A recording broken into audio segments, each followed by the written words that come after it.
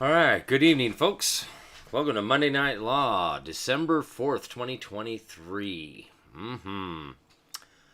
Time is just a ticking, isn't it? Wait for people to get on.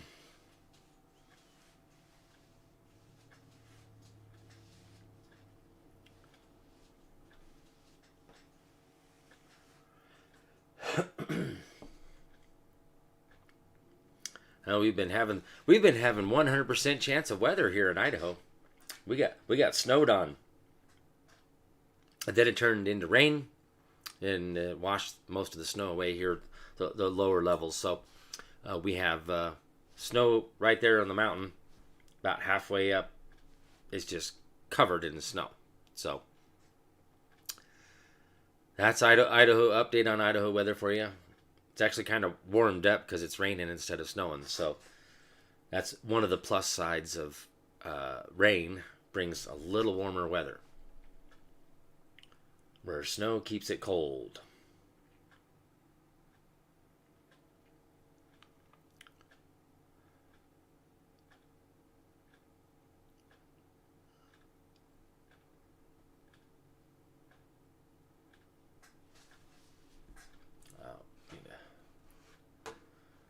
Into that. Okay.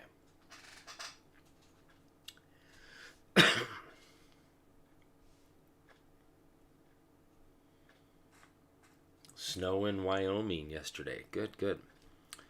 Diesel D's, what's up, brother? Good to see you.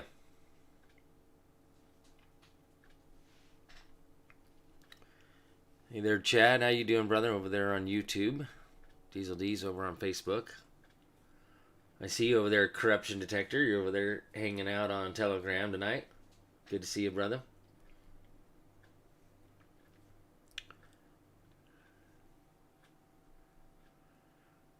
Found that thanks to Candy. Found the at least the decision on the case out of San Diego Southern District of the Federal Southern District Court on the abolishing, striking down, whatever, of the California's legislation regarding semi-automatic weapons. So, we'll be covering that tonight a little bit. And, of course, I've been doing lots of reading here. Got books opened up all over the place here. But I'm not real happy with Montesquieu's dissertation on the laws of nature. It's very, very short. But there's still some really good stuff here in Montesquieu. But what I'm actually kind of seeing here is kind of a reiteration of the Law of Nations by Emery Vattel. So I'm still kind of going with Blackstone's commentaries on the Law of England, because at the time that was written was right there at the tail end and the beginning, just before the beginning of the change from switching from Great Britain to America as an independent sovereign nation. So it's really good because it's a mix of the what we would call English common laws, but into the American common law and the development of that, and the American customs and tradition, which weren't widely held by the king and the crown over there in England, Great Britain. So this is part of the problem. Is it again? This is an ideological conflict, and when we fully comprehend what that actually means, okay,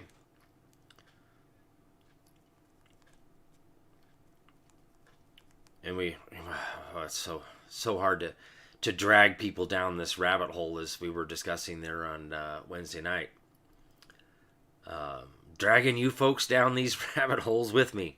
Need some backup here. But, the thing is when we get right down to it, And I know that a lot of people want to make disparaging comments when you say things like this, but the Jesuits throughout history, the 12 families, okay, have wanted this one world government, new world order for a very long time.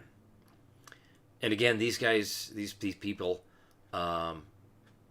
play some serious, and I mean serious, generational long game. We're talking centuries, millennias, thousands of years long game. So we're talking, 10, 15, 20 generations, and then some. Okay, I mean, 1,000 years, you're looking, if, we're talking generation is 20 years, each new generation, or roughly 15 years is a generation. So you think, how many times will 15 go into 1,000? So there's your generations. Oh, Brother Mark, good to see you. CC, good to see you on here. What's the room temperature in Alaska today? Probably a lot colder than it is here in Idaho. Destry was telling me it's getting really cold up there. So,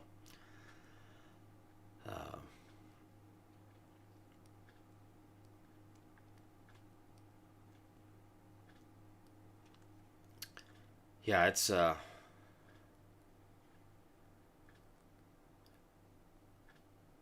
it's planned, right? And this stuff is handed down through the generations.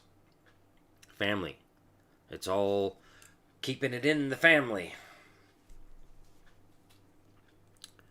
And these types of things are being taken down. These families. Okay? So one of the little tidbits that I just got was that Henry Kissinger just died. He was up there in age, right?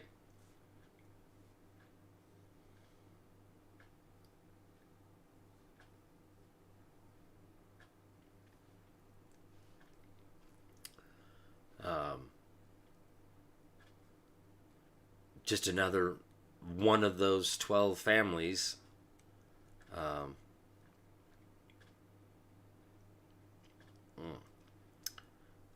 Hi, Dolores. Good to see you. Enjoying that 39 degrees there in PA. That's about where we're at. I don't know. Last time I looked, it was like 42.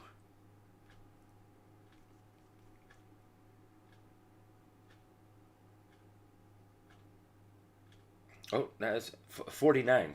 My bad. So, like I said, it's kind of warm right now. But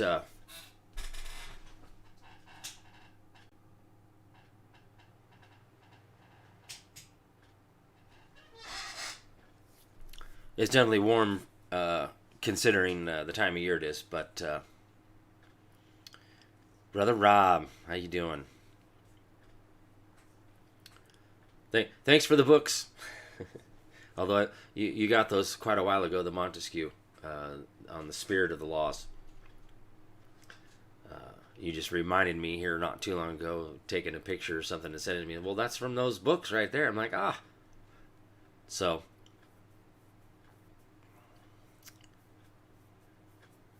yep, the snow melted, except for up on the hill there, up on the mountain. But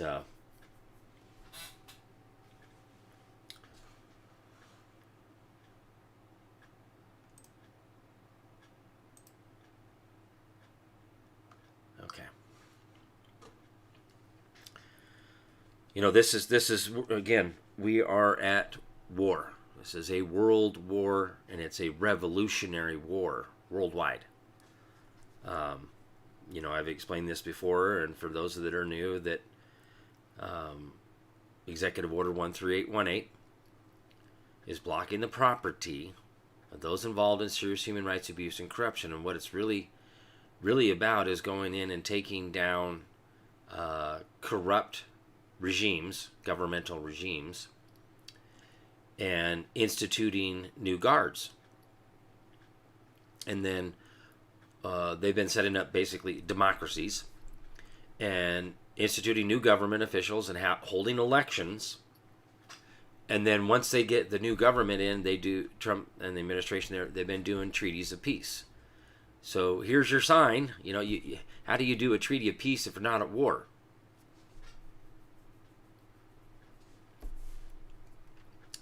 And then another key part to that is when you do a treaty of peace with these guys, it makes them our ally. Brother Art, good to see you. Glad you made it tonight. Yep. Candy called me and she found that case. So I'm going to cover that here in just a minute. Now, for those of you that are not aware, and like what I've talked about before and showed, the New York State Rifle Pistol Association versus Bruen, which struck down all laws regarding requiring to seek permission to conceal carry or open carry anywhere in the United States of America. There was 7 or 9 states that had some sort of limitations on carrying concealed or open. Idaho, we changed that quite a few years back now. Back in the day, we didn't need permission to carry concealed outside of city limits. We changed that here, or the legislature changed that. But here's the key to all of this. The legislature doesn't have jurisdiction, subject matter jurisdiction, to make legislation to begin with, either state or federal. That power wasn't granted. But we have to comprehend that we're chipping. What's happening is we're chipping away at the corruption, which leads into understanding that we need to be doing things on a local level, state, county, even down to city level, about telling on these people. Okay.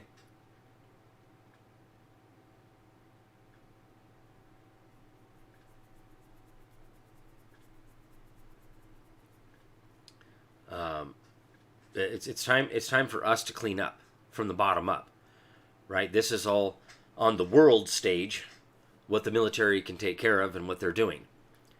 But us here locally, right? What's directly in front of us, and that is directly affecting us, which gives us standing.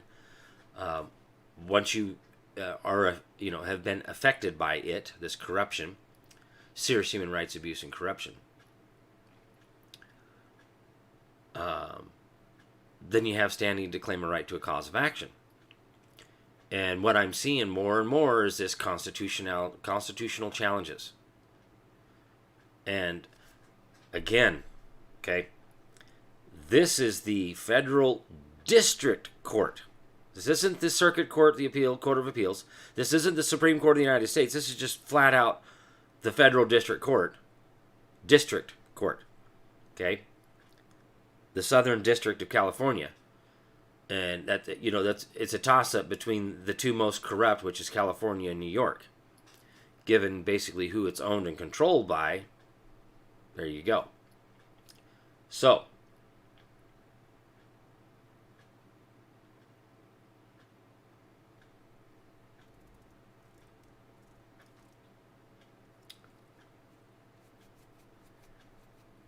all right. So here's another comment out here. Okay, this is starting to roll out. Okay, and this is what I shared last week, that somebody had shared with me, that county officials, people woke up one morning and county officials were just like gone. They just disappeared. And another one in like a local city area, their city officials, they woke up the next morning and bam, these people were gone. Here's another comment over here on Telegram. Every district attorney in my county is leaving, all but one. They called it a mass exodus in an article the local paper wrote. Okay. It's starting to happen, folks. And it's the squeaky wheel that gets the grease. And what that means is those that take action to tell on these people, and the key word is responsible, not accountable, to hold them responsible.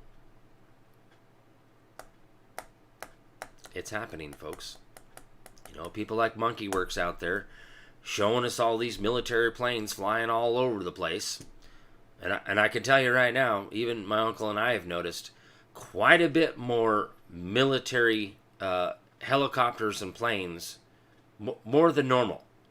And then not only that, we'll usually see, you know, because we do have Gown Field right out here. And we also have Mountain Home Air Force Base out here. And we'll see A-10s every once in a while. We'll see some F-18s. We'll see some certain couple different helicopters, CH-53s. Apaches are pretty rare around here, but every once in a while.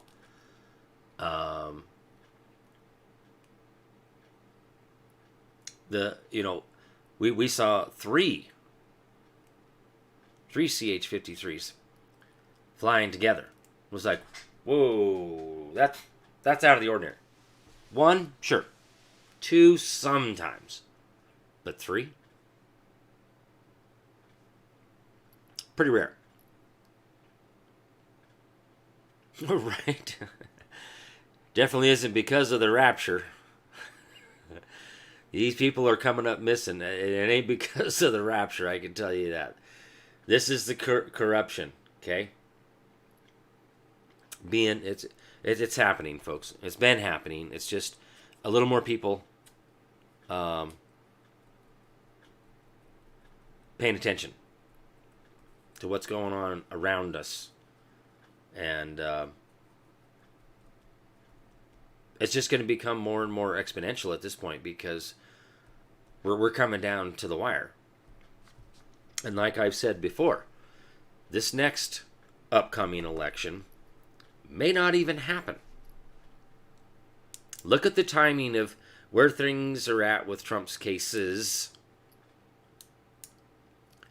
And there's already several of the states now that have said, yeah, okay. There was corruption. There was fraud. Okay. So it's not going to be much longer in my mind. This next year I think it's just going to get freaking crazy. Okay. Just as, with the economy, the changeover from Federal Reserve notes into, quantum banking, which that's already been in place now. We've already switched from the SWIFT system to the QFS, quantum financial system. The gold's already been retrieved from the Vatican and other places around the world. Okay. We're taking our wealth back. And it's just a matter of time before this thing really pops off. And like I said a while back now, in my mind, it's just one of two things, the way this is going to happen. And there might be other options or ways, but basically, two ways this can happen. The military comes in and declares martial law and says, because of previous issues, we're going to make sure that we have free and fair elections.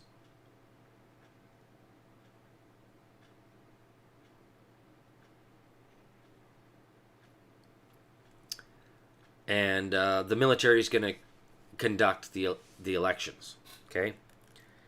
Either it's going to be before, or it'll be after. But I'm hearing hints that it's actually going to happen before.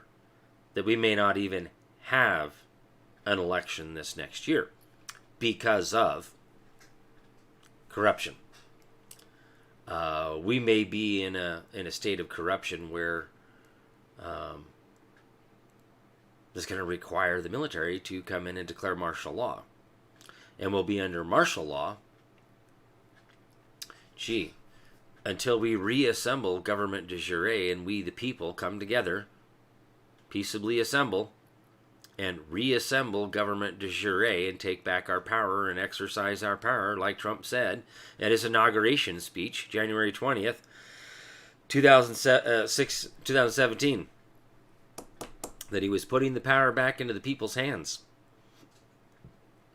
The power is all political power is inherent in the people. So this is one reason why I keep saying we need to come together, folks. We need to get this going.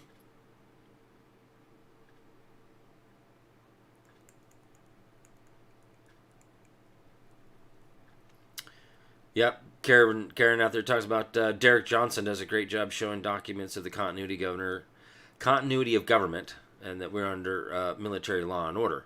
The thing is I already put that stuff out a long time ago. In fact, it's in my educational series from 4 years ago, over 4 years ago now. I was putting this stuff out when it was coming out in 2017, 2018. Okay. The amendments to the Manual for Courts Martial, the Uniform Code of Military Justice, all those things that were happening when they were happening is when I was putting them out. So, I'm well aware, right? And those that have been following me that long know, because that's what I've put out there already. I will admit that I didn't catch that continuity of government stuff, but I figured that that's what was going on, was this is military operation. Because those two federal directives, which I have now, were from 2016, before Trump even came into office. The same thing with the amendments to the Uniform Code of Military Justice was in 2016. The Law of War Manual was also amended in 2016. So these things were done before Trump came in. Again, was a military op to begin with. God bless Trump and having the cojones to stand up to this corruption and put his life at risk, because those of us that know a little bit about history know that certain people throughout history have been executed or, assassinated for trying this stuff. Even Ronald Reagan jokes about himself being shot because he was trying to do some of that too. Okay.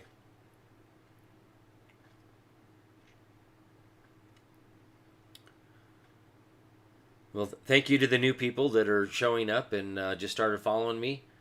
For those of you that are new, I've been out here doing live shows since September of 2017. I was on Blog Talk Radio for a year and a half prior to that, trying to educate the people,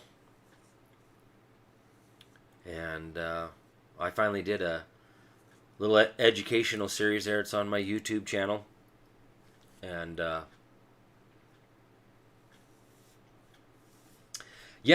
actually saw that JS out here on YouTube that they did another revised edition of the Law of War Manual. I have yet to go get that and check that out. But again, it's another one of those things that reading means reading. There's a lot of reading there. I am kind of curious to what it is that they changed, but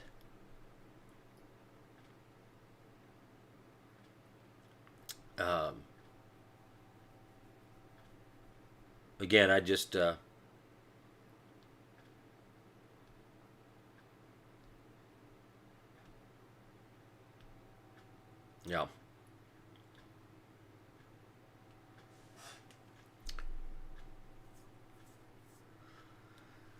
Yep.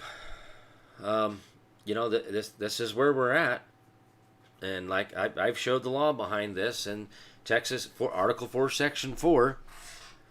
Um, Texas v. White, Luther versus Borden talks about how this is a political argument, not a judicial one, which ties right into what Attorney General Barr stated there towards around 2019 era there, that that the executive branch was going to start exercising powers that properly belong to the executive branch, and the judicial branch doesn't have a say in it. They can just deal with it. Because that's Luther versus Borden and Texas v. White. The Texas v. White specifically states that the president, only acting as commander-in-chief, has the power to set up provisional government pending the outcome of the war. That's why we're at war, and why Trump is a wartime president. But right now, we actually don't have a president. We don't have government de jure. We don't even have any kind of real form of government other than what Trump, as commander-in-chief and the military, has provisioned. Now that is a key part to understanding about when I tell you guys about doing a criminal complaint.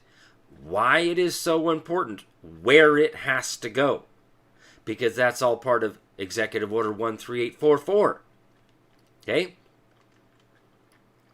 Which Congress, under the provisions of Trump, took care of that and put it in basically under the Department of Justice with a new division. Okay? Waste and fraud and all that. But you get in there and you got rights violations. There's criminal, there's civil, there's financial. There's all sorts of different divisions that these deputy attorney generals. So there's one attorney general, federal. Okay? And just like on your local level, you have an elected county prosecuting attorney, and then you have all these deputy prosecuting attorneys. This is the same principle. Okay, these are deputies under. Just like your clerk of the court is an elected official, and then you have all these deputy clerks of the court. There's only one clerk of the court. Just like your sheriff. There's only one sheriff, but he has sheriff deputies. We've seen a pattern of behavior, how this works. So, per that Executive Order 13844, was to implement this new division. This is setting up provisional government. And remember, executive orders are orders from the commander-in-chief, military orders to execute the law. Because that's what the military's for. That's what's been going on. That's what's happening.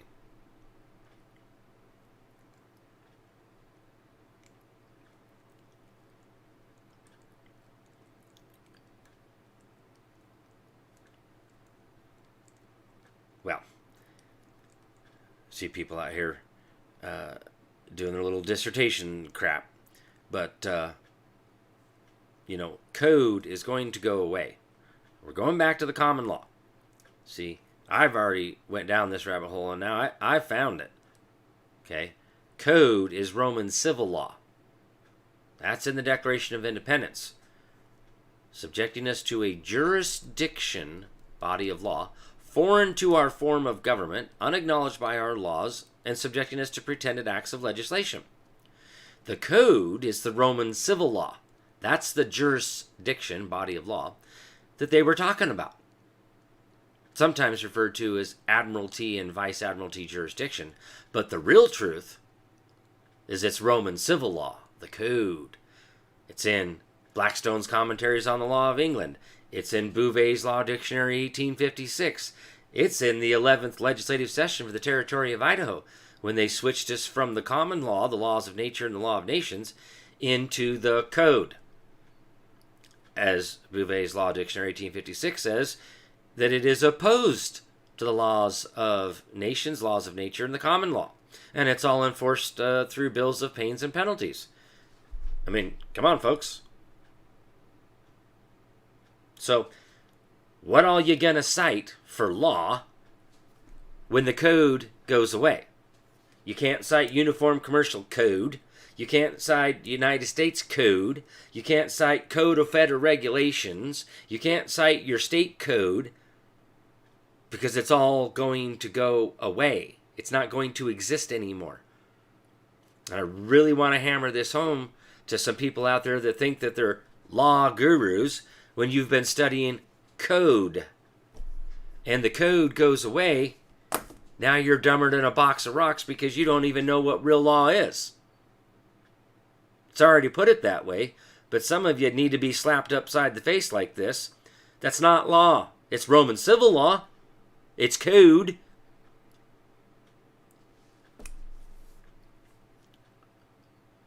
But it's foreign to our form of government. It's foreign to a lot of forms of government. If you read Blackstone's Commentaries on the Law of England, then you got the feudal system, okay? Whole different jurisdiction, a whole different body of law. And this is what is known as an ideological conflict, set of ideas, what the law should be. And this has been the conflict for the ages, for a long time. Over and over and over and over and over again, a repeat of history for a long time, folks. And like I found in Blackstone's Commentaries on the Law of England, Usurper Stephen. That's what they called him. Usurper Stephen was the king who, like in Bouvet's Law Dictionary, says, oh, it was the code was lost in the Lombard invasion and then found in Amphil or something like that in 1130 AD. And like, wait a minute, 1130. Okay. And then Blackstone talks about this Usurper Stephen. So I go do a quick Google search and find him on Wikipedia, right? This King Stephen guy. 1135 to 1154 or 1159, something like that.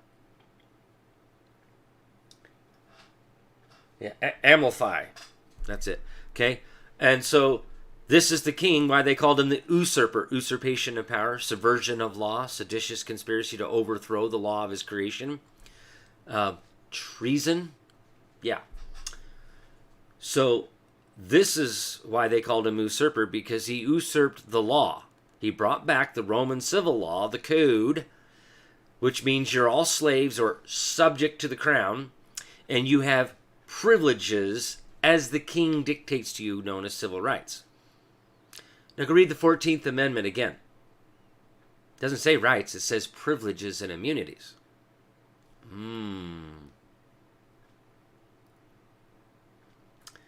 There's the fundamental alteration of our Republican form of government again. Okay? So, that's it. No, Blackstone's Commentaries on the Law of England is not Black's Law Dictionary. No, it's a commentaries. It's a treatise. Just like the Law of Nations, just like Joseph Story's Commentaries on the Constitution. Okay? And it's a great compilation. It really is. And I'm finding some pretty damn good stuff in Blackstone's Commentaries on the Law of England. But even he cites other sources from history before his time. Okay? So that's the beauty of some of this. And Rob, my brother Rob out there, he's really good at that. He'll pick that stuff up and he'll go look for that little citation piece there. And, oh, here it is. You know, he finds that little tidbit there.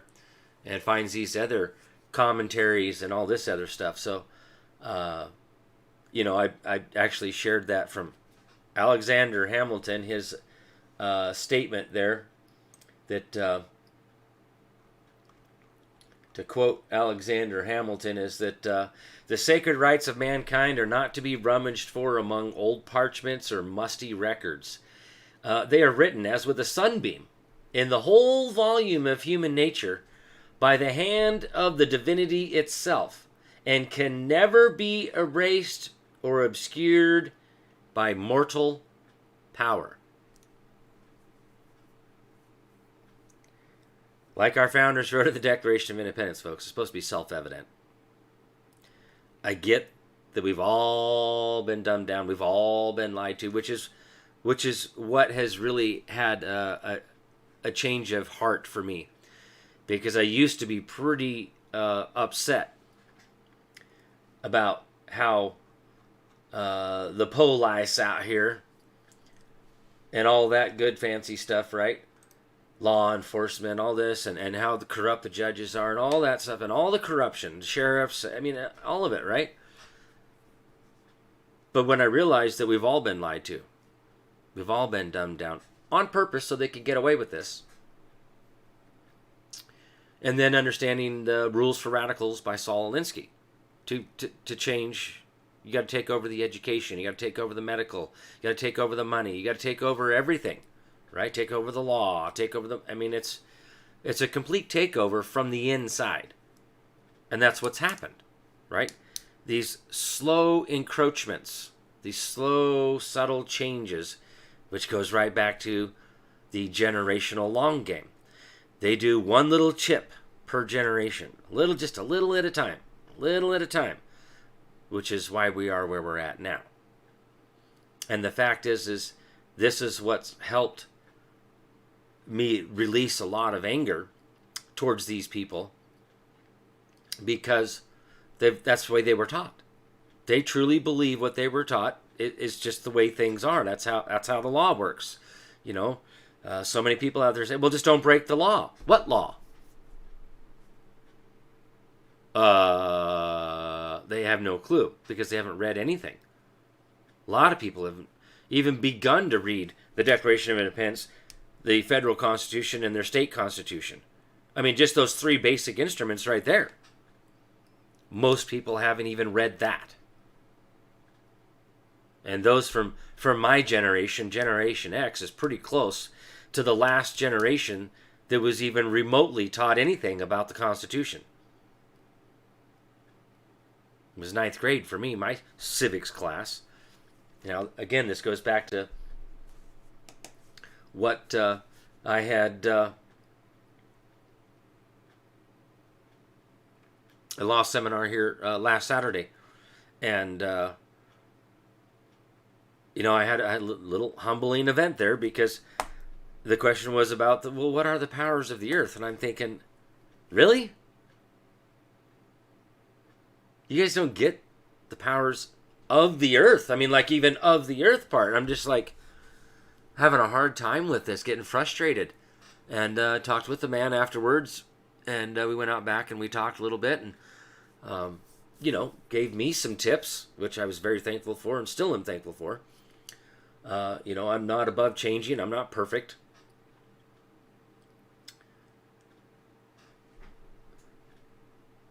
No. Ninth grade high school for me was like 1987.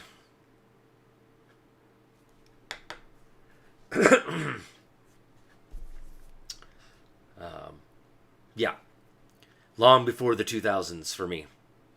That's a whole next generation. But I learned something from that, and I was like, haven't you ever seen Fifth Element? I'm like, Fifth Element. Everybody's seen Fifth Element. What are the elements, right? You got wind, fire, land, and water. So it's like, there's your four basic powers of the earth right there, and then the fifth is love. And one of the guys I say, love, yeah. I'm like, actually, you're right, but I'm looking more of some of the powers of the earth itself. And I was having a hard time with this. But one of the comments that was said there was, in private back there, is that, look, we haven't been taught any of this stuff. And I'm like, what?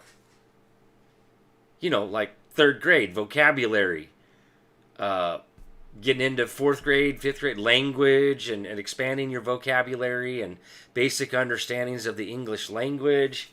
And I'm just like, because those of you out there that know me and Chris and John Gentry as well, back in the day, reading means reading. But I came up with the, did you go to law school? Did you pass? And then I went further and said, did you go to grade school? Did you pass? And so I out of joking, sarcasm, that was my joke to him. I was like, well, did you go to grade school? Did you pass? And he kind of took offense to that, which I get. But this is where I'm at, folks. So now, this is the humbling part. Was like, wait a minute, I have to humble myself even more now, and realize that the newer generations out there, they're not being taught anything worth of value. I mean, we're talking about strictly being dumbed down, like something that we discussed there was, some of these kids can't even read. Coming out of high school, they can't even read. How in the heck are they passing high school if they can't even read? How is that? I mean, that's great. You passed them through school, but how are they going to pick up a book and read it? That's what they want. Part of Rules for Radicals, Saul Alinsky. Okay? Right? They absolutely cannot read cursive. They can't even read plain written English to begin with. So,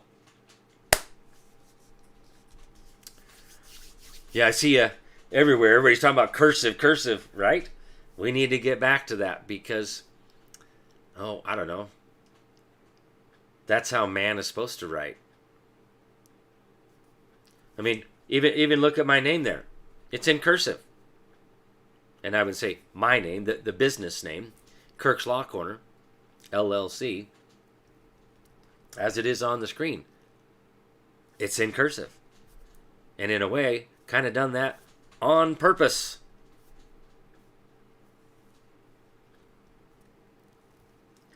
Now, to quote from the Bible, my people shall be destroyed for lack of knowledge. What do you think they're wanting to do? They're wanting to destroy God. They want to remove God from our societies as a whole. They want Satan to rule the world. They want a bunch of dumbed down people because of the things that they're involved in. Right? I mean, we're talking about satanic rituals, pedophilia, eating babies, cooking them up and eating them, torturing them so they can get their adrenaline, so they can make their adrenochrome their drug, right? We're all aware of that. Okay, maybe not everybody is aware of that. So that may be new to you today. That might be something new that you just heard about today. Spirit cooking and all this other kind of crap that's done behind in the Roman Catholic Church stuff. And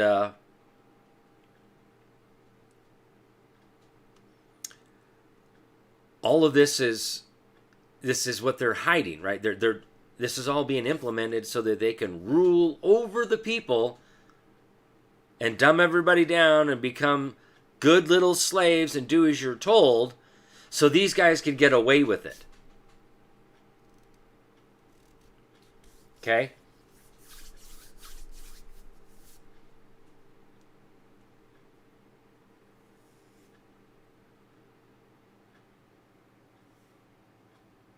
Right? Brother over here telling an illusion solution. He's like, my youngest is 2 years out of high school. This current curriculum is absolutely evil, antichrist agenda. And he's like, I'll stop now. Yeah, I know you could probably just go on that conversation for quite a while, right?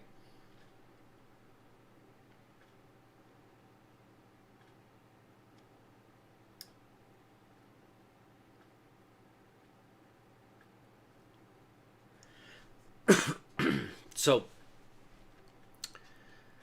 this stuff, this is what, like, in fact, like the FBI was created to run interference for anybody who might want to report on any kind of child pedophilia rings, any satanic ritual stuff, right?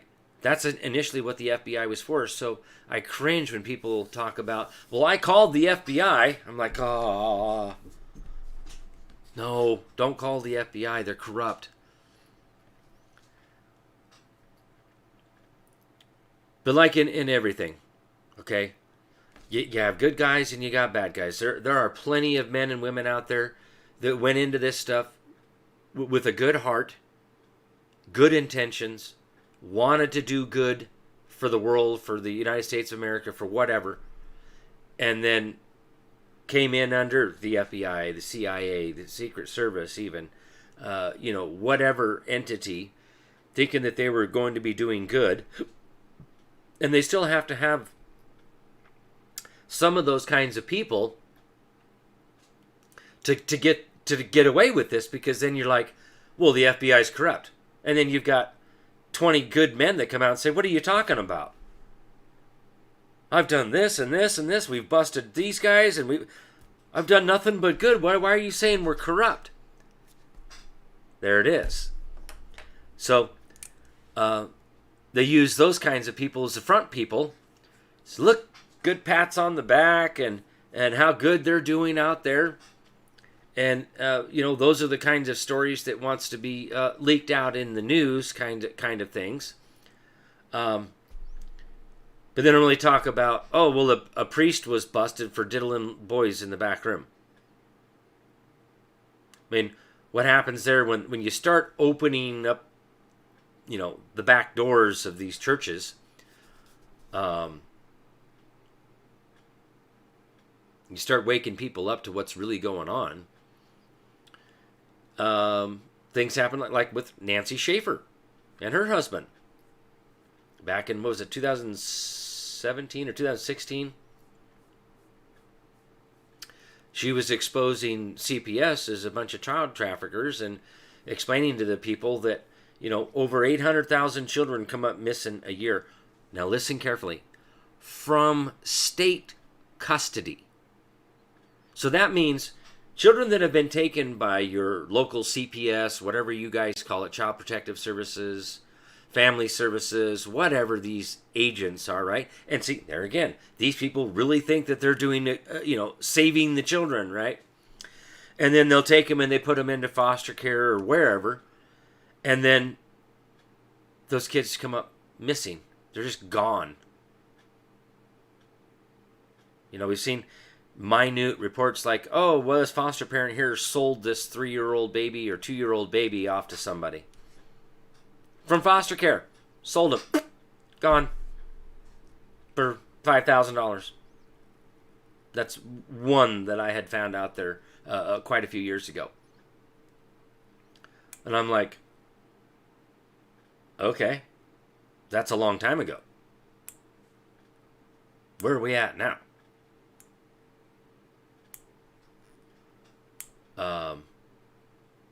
And she mysteriously died, her and then her husband, okay, for trying to expose this stuff. God rest her soul. I hope she's up in heaven. I really believe she probably is. Looking down, going, man, what a bunch of corruption. Sick, evil people. Right? I speak from experience with CPS, like James talks about here on YouTube. Okay, I was the child in 1985 that was kidnapped by CPS of the state of Washington. I was put into foster care, and my caseworker had told me that you'd be back home by now if your mom really loved you. Huh. Now, me at 14 years old, my mom and I had already been through a lot. That was my mom's third marriage, by the way. So, my mom and I had already been through a lot. So I knew damn well that my mom loved me. And the good old little farm boy that I was back then, I stood up and reached across the desk and socked her in the mouth and said, "Don't you ever talk bad about my mom like that. Ever again."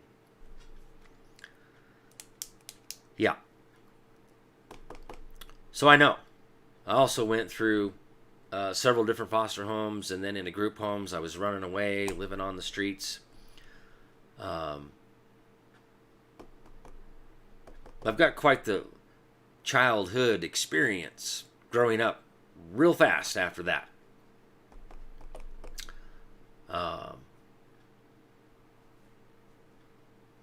So yeah, I kind of have some street smarts. I got a lot of more smarts than just street smarts, but there's a lot of things that I've been through and experienced this stuff, this corruption firsthand. So I know, literally, physically been there, done that. So, this is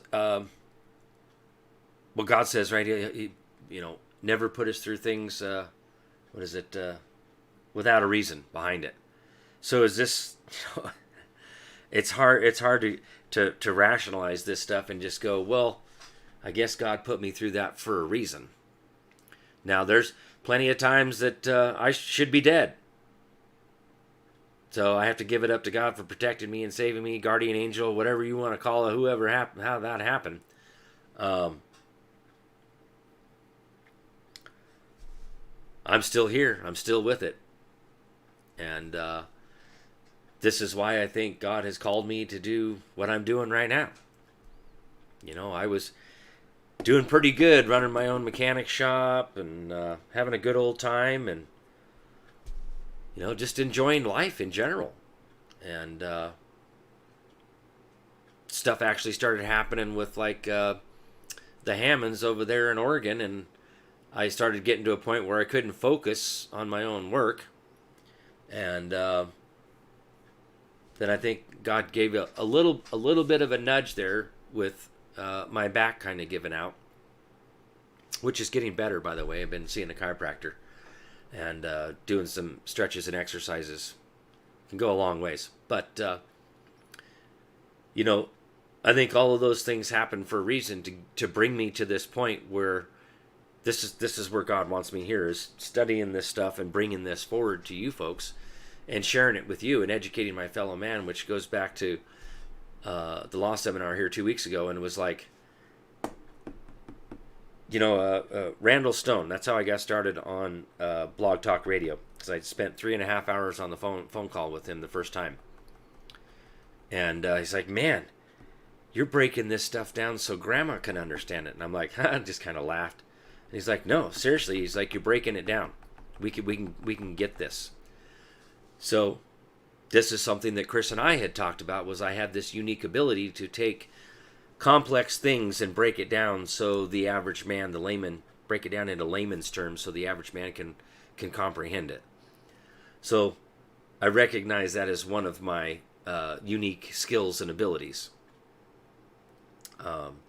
Especially having an extremely high mechanical aptitude, I get form of government. I get how the mechanisms work. It's supposed to be a well-oiled machine, no matter what form of government it is, right? It's all in writing. This is all the moving parts of this machine, and it lays it out for us. Tells us what, like in our Constitution, you got 3 distinct branches. You got the legislative, executive, and judicial. Okay, so the legislature lays out what their powers are. The executive, what their powers are. The judicial, what their powers are. Now, when you read that instrument of government, there's also other parts to that. And it specifically states that it is the law of the land. Well, law of the land is synonymous with due process of law. So, interestingly enough, that's what the Constitution really is, as the supreme law of the land. That is the supreme due process of law. Your state constitution is the law of the land or due process of law for your territory. Okay? Now, certain rights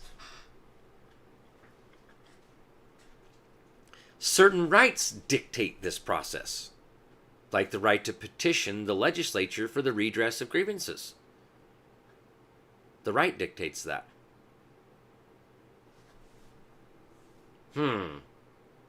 Maybe we ought to study this stuff and learn what the processes are. Learn what the steps, those procedural steps, which is called remedy. What is the remedy? The Constitution provides those remedies. Sometimes the remedies come from the common law.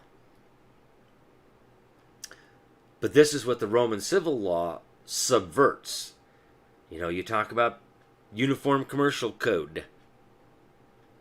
There's remedies from the Uniform Commercial Code under tort claims and all that good stuff, because there's no real money. Okay? But essentially a tort claim is a common law claim. It's a common law process. So think about that. The Uniform Commercial Code essentially subverts the common law. But it's code. It's Roman civil law. So this is why it's important to read these particular documents.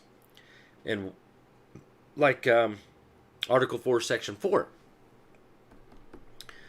And the fact is that it specifically states they're supposed to guarantee a republican form of government to each of the states to protect us from invasion, and on application of the legislature or the executive legislature can't be convened for domestic violence. Now see, this is one of those things where they've twisted that and altered that meaning because it's in there. Well, okay, Congress has the power to do that. Great. We're going to create the Violence Against Women Act and use the women and children as human shields, which is what Chris and I and John, Nathan, and we were working on, was this weaponized family courts. Far as I understand, we were one of the first ones using that weaponized stuff. Now it's starting to become commonplace. We're hearing weaponized government, weaponized this, weaponized that. And I can show you the documents that were filed from clear back in 2017, 2018 regarding weaponized family courts, weaponized judicial branch. Okay? So these are some of the things that I've been involved in and working on since 2017.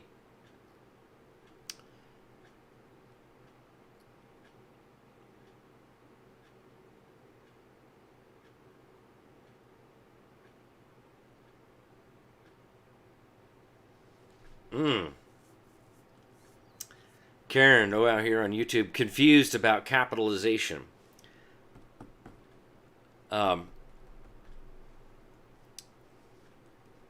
the English language, we capitalize the first letter as a proper noun. Okay? And from Latin, it's called in propria persona. So when we write our name, we capitalize the first letter because that's a proper noun, which is man. That's the name of this man, Kirk. That's my God-given Christian name, right? And, people can be capitalized. Citizen can be capitalized because that's in their proper person, right? And I want to show this again from the English Bill of Rights of 1689 because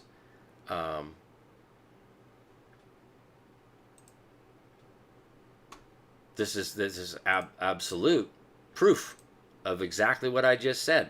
From the Latin, in propria persona means in their proper person. It's Latin.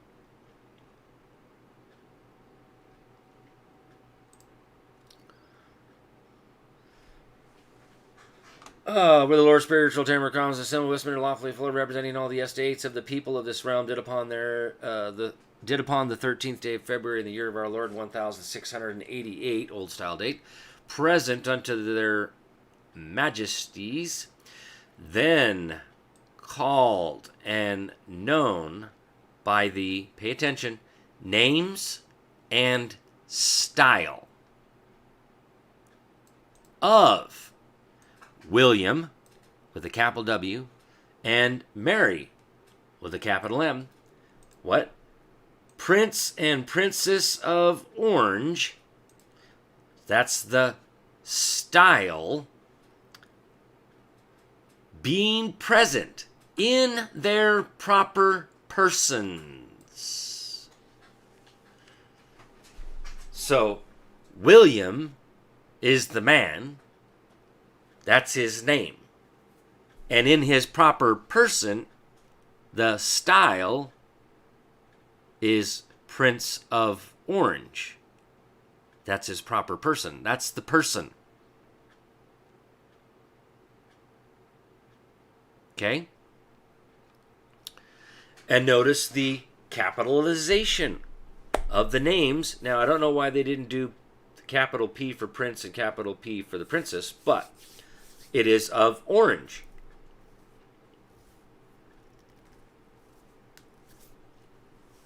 But down here they put King James II in capitals. Protestant religion.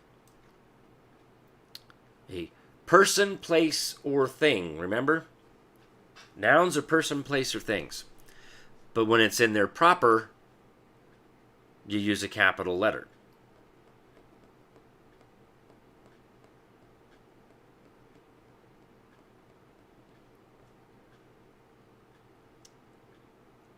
Okay? So,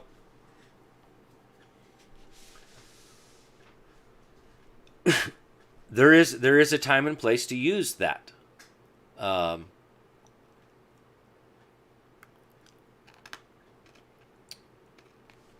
hope that clarifies that at least a little bit. When you say people itself, it doesn't have to be capitalized. But when you say we the people, now that has to be capitalized. The W and the P should be capitalized. We don't capitalize. Even look right here. We don't capitalize these the little words. I can't remember what those are called. Like the and of. Right? Those are not capitalized in structure in English language. And then English language, we capitalize the first letter of a sentence, or the first word of a sentence. So it doesn't matter what that word is. It's always capitalized. Okay? It's always capitalized, the first letter of the first word of a sentence. Part of those rules of the English language.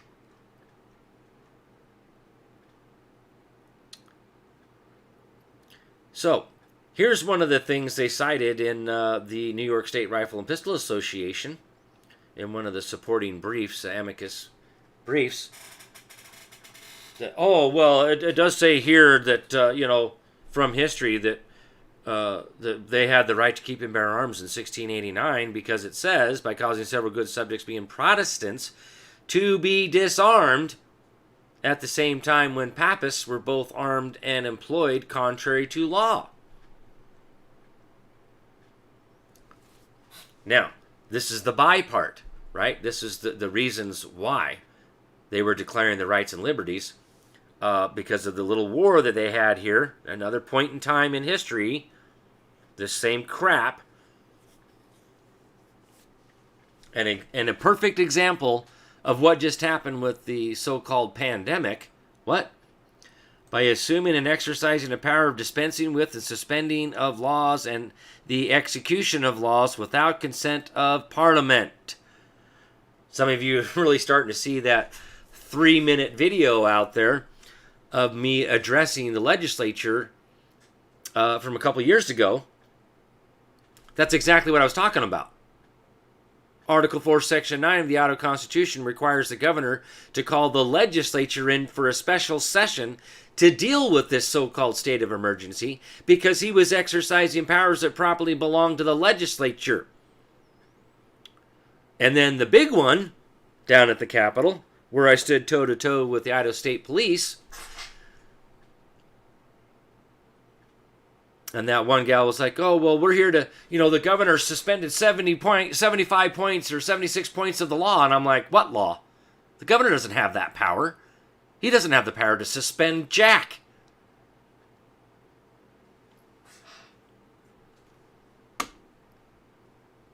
But see, our idea of what law is, and what they were talking about suspending of laws here, is the common law, our rights as the law.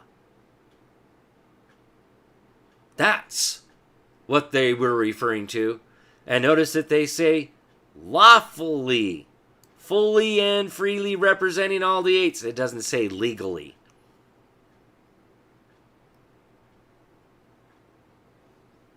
Full of law is what lawfully means.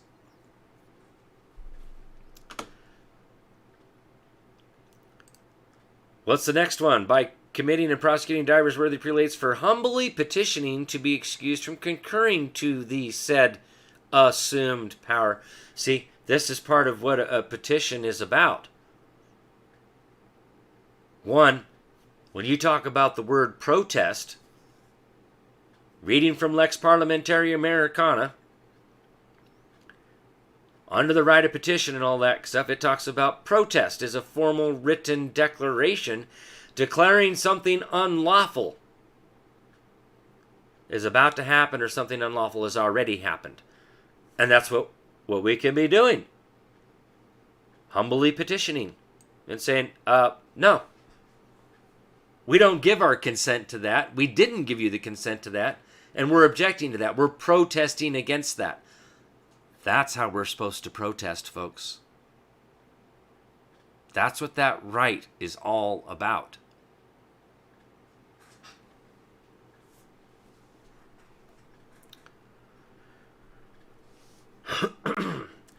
And you can't tell me that this isn't prima facie evidence of the separation between the Roman Catholic Church and the Protestant religion, which goes all the way back to the Magna Carta, and even before that. This is the Saxon side, right? People say, "Oh, we're Judeo-Christian." No, we're actually Saxon, Anglo-Saxon, but more of the Saxon, the Protestants, that we're trying to separate from the Roman Catholic Church. That's what the Magna Carta was about.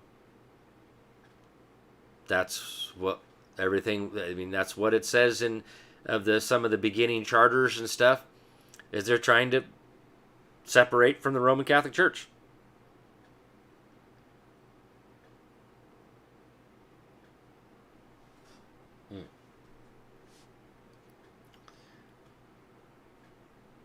All right. So let's go. Let's just take a look at this real quick. And I thank Candy again for sending this to me. And it took me to this other one. So here's the one that I've talked about before, the New York State Rifle and Pistol Association. June 23rd, 2022. That was right when that ruling came out. So Reuters was all over this. So I want to thank Reuters here for putting this out here. But the fact is, they don't actually talk about that. Watch what they talk about. This is great. Let me see if I can. Okay, audio's up. You ever worry when Oh, of course. No. It's like 100. As governor of the state state of New York, my number one priority is to keep New Yorkers safe. But today, the Supreme Court is sending us backwards in our efforts to protect families and prevent gun violence. And it's particularly painful that this came down at this moment, when we're still dealing with families in pain from mass shootings that have occurred, the loss of life, their beloved children and grandchildren. Today, the Supreme Court struck down a New York law that limits who can carry concealed weapons. Does everyone understand what a concealed weapon means? That you have no forewarning. That someone can hide a weapon on them and go into our subways, go into our grocery stores, like stores up in Buffalo, New York, where I'm from. Go into a school in Parkland or Uvalde. This decision isn't just reckless, it's reprehensible. It's not what New Yorkers want. And we should have the right of determination of what we want to do in terms of our gun laws in our state. The federal government will not have sweeping laws to protect us. Then our states and our governors have a moral responsibility to do what we can and have laws that protect our citizens because of what is going on, the insanity of the gun culture that has now possessed everyone all the way up to even to the Supreme Court. I'm prepared to call the legislature back into session to deal with this, and I'm sorry this dark day has come. But we're supposed to go back to what was in place since 1788 when the Constitution of the United States of America was ratified. And I would like to point out to the Supreme Court justices that the only weapons at the time were muskets. I'm prepared to go back to muskets. I don't think they envisioned the high-capacity assault weapon magazines intended for battlefields as they probably look like that's what it's going to have to do.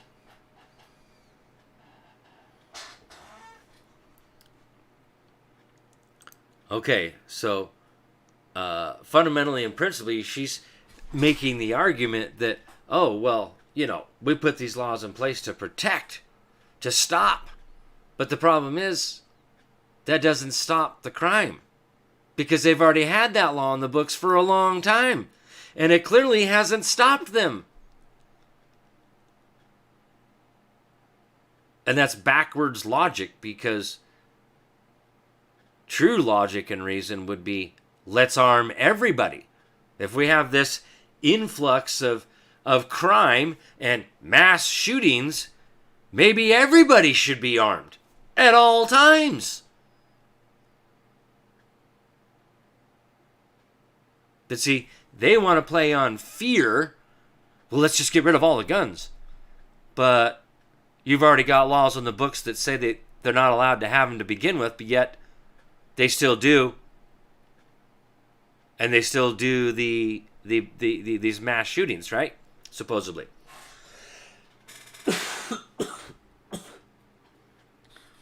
Yeah, so we can't defend ourselves, right? That's the key. Strip us of our guns so that we can't defend ourselves. Well, good thing this New York State Rifle and Pistol Association, the Supreme Court, declared for the first time that the U.S. Constitution protects an individual's right to carry a handgun in public for self-defense. And notice she said concealed, because it does imply both in this case. Either concealed or open carry. And again, like I said earlier, is that, that's what happened in Idaho. We already made that. Used to be outside of city limits, you could carry concealed. Didn't matter. The reality is it's none of government's business what we carry to begin with. In fact, we told them to leave us alone and it shall not be infringed. But this is what happened, right? Handing a landmark victory to gun rights advocates in a nation deeply divided over how to address firearms violence. Well, wait a minute. You're worried about firearms, guns, violence. Why not just arm everybody? Was it Kearnshaw, Georgia, or something? I can't remember. Maybe somebody can remember that one. That one was like back in the Obama days. I remember that. I remember sharing it. That there was a place that they just passed a law. We'll just call it that. Passed a law that said that everybody Every household has to have at least one firearm in it because of the rise of crime rate that was happening. And again, do you think they went around and enforced it and said, oh, because you don't have one, you're going to go to jail? No. All they did was make the legislation that says that everybody's supposed to have one. Crime rate dropped like 96%. Almost like overnight. Think about that. Because the criminals knew that everybody was armed. Because they were told to be. So they just assumed that everybody would be armed. Well, I ain't breaking in anybody's houses anymore because we'll probably get shot because everybody's armed. Because, well, that's the law now, so everybody's going to have one. Huh.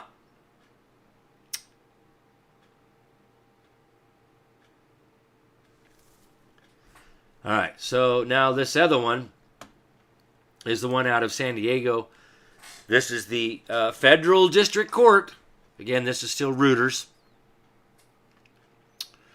U.S. judge declares California's assault weapons ban unconstitutional.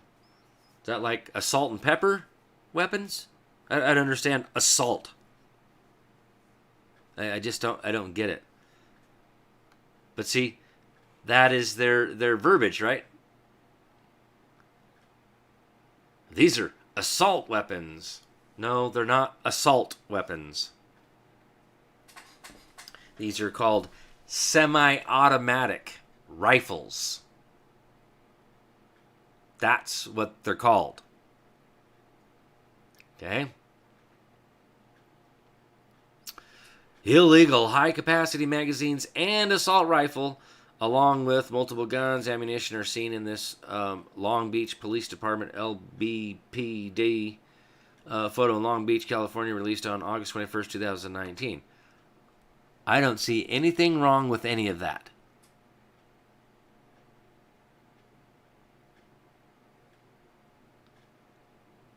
No.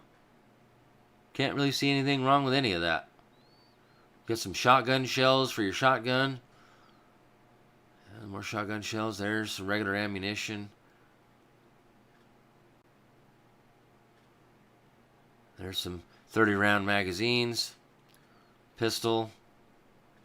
Semi-automatic rifle. Semi-automatic rifle. Hell, these only got frickin' peep sights on them, no less. You know, I don't see anything horribly bad with any of that. Like almost a basic necessity these days. Federal judge on Thursday declared a California law banning assault weapons unconstitutional, saying the prohibition enacted in 1989 against semi-automatic weapons, see, the judge calls it what they are, could not stand under a U.S. Supreme Court ruling last year that expanded gun rights. Uh-oh. That would be the other case. Because this was October of 2023. This was just, 2 months ago. Not even 2 months ago. A month and a half. So,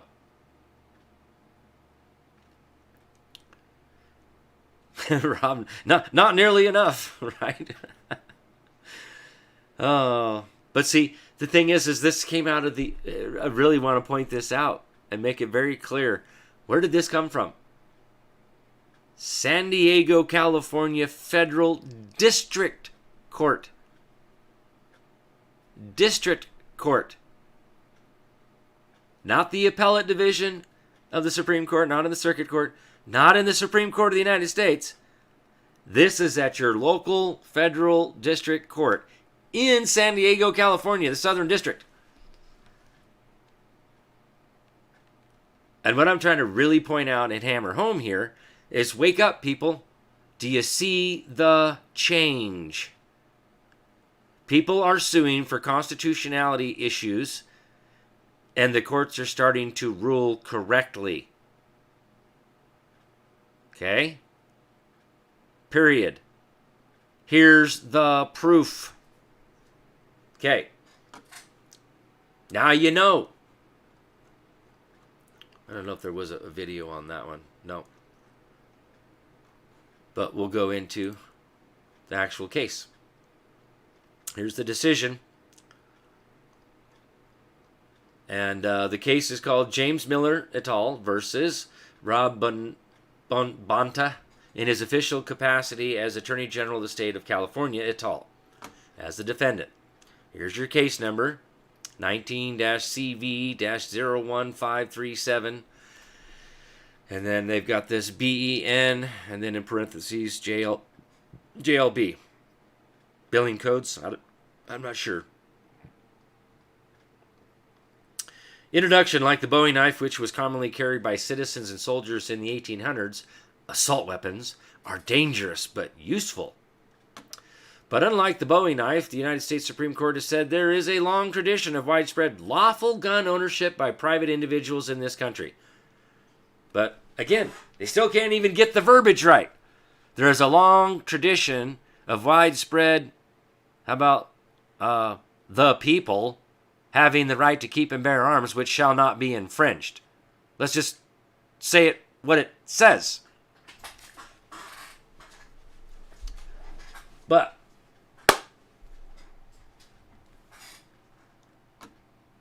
here's the thing. It says Americans have an individual right to keep and bear arms. No, it's, people. The Second Amendment to the United States Constitution guarantees the individual right to, no, it's the people. It says the people. The right of the people. Stop saying individual. They can't even use those right words, what it says as it is written. I don't know why that problem is, but the right to possess and carry weapons in case of confrontation. No. That's not what it's really about. The first part, again, is a militia, a well-regulated militia being necessary for the security of a free state. The right of the people to keep and bear arms shall not be infringed. You know, it's like, how do we not look at the history of the law here? Let me just go back to English Bill of Rights.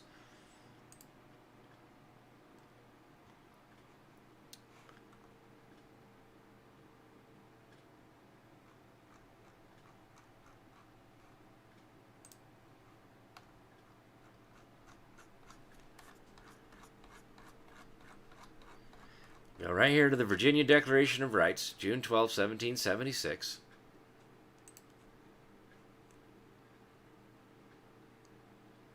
First, that all powers vested in and consequently derived from the people, that magistrates are their trustees and servants, and at all times amenable to them. I was actually just talking about that yesterday. Okay? There's your proof of that. I've cited this before.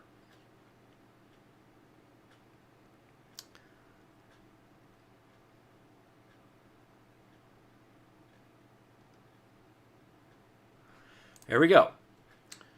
Section 8, or it's actually Article 8 of the Declaration of Rights, June 12, 1776, that a well-regulated militia composed of the body of the people, trained to arms, is the proper, natural, like as in the law of nature, and safe defense of a free state.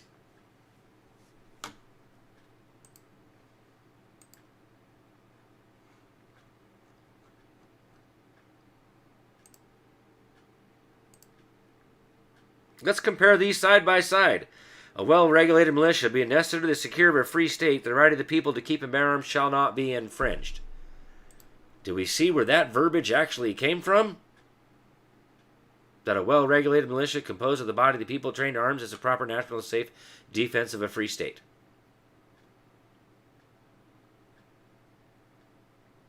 There's that a well-regulated militia is the safe and defense of a free state.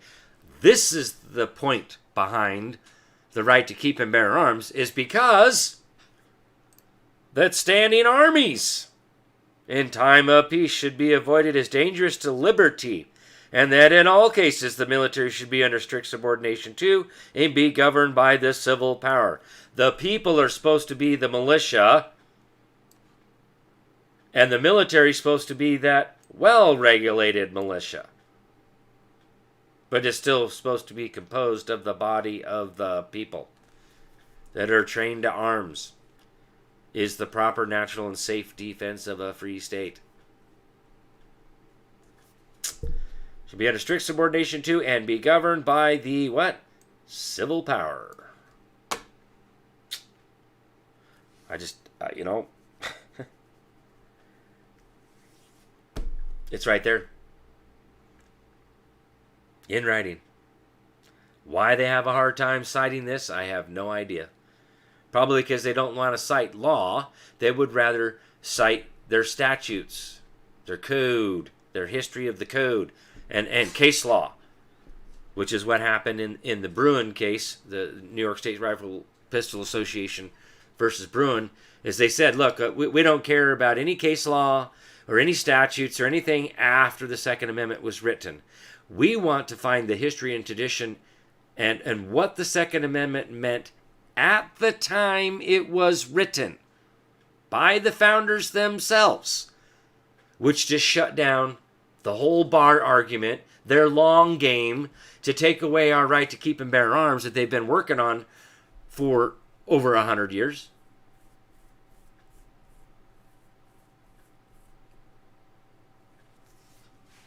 Again, I want to point out that this is the change.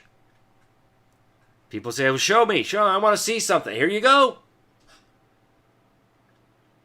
And again, what is it really about? Come on, folks.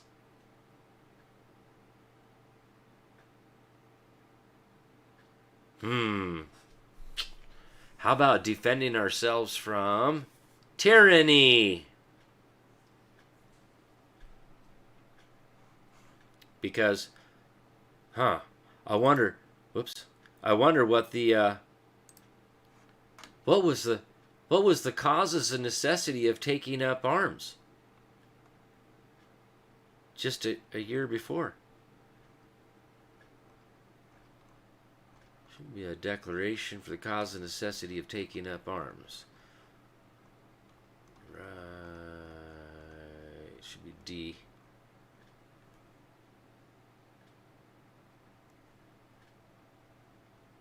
Right here. July 6, 1775. What is that? Declaration by the Representative of the United Colonies of North America now met in Congress at Philadelphia, setting forth the causes and necessity of their taking up arms. Uh-oh. Why didn't they cite this one for the right to keep and bear arms? This is one of the best documents ever in history of why we have the reason the Second Amendment says what it says, is why we have the right to keep and bear arms, was to protect us from them, turning us back into a monarchy and doing all this crap in here.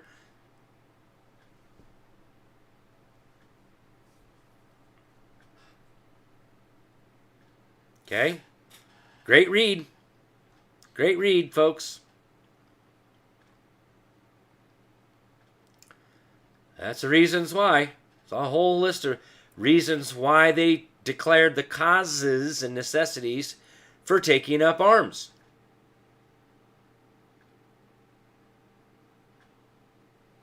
In our own native land, in defense of the freedom that is our birthright.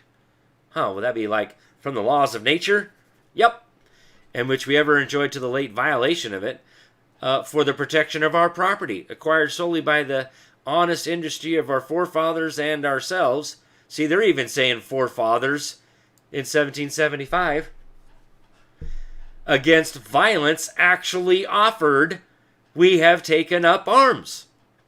We shall lay them down when hostilities shall cease on the part of the aggressors, and all danger of their being renewed shall be removed, and not before. And I can tell you right now, this has never ended. From this point forward, it's never ended. That's the bear arms part.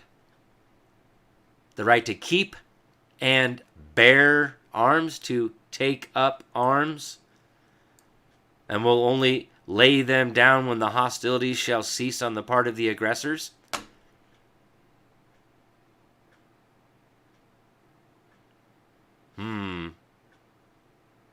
Think about that.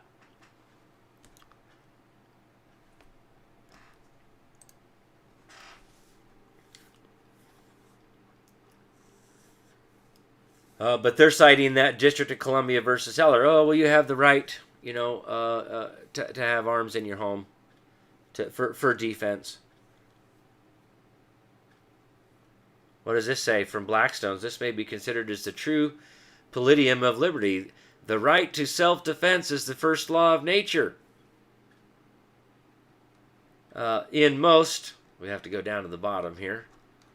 In most governments has been the study of rulers to confine the right within the narrowest limits possible.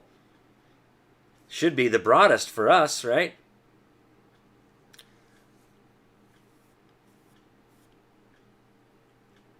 Or if we're going to say governmental power, very narrow, right? Narrowest limits possible to limit the government from making any legislation at all.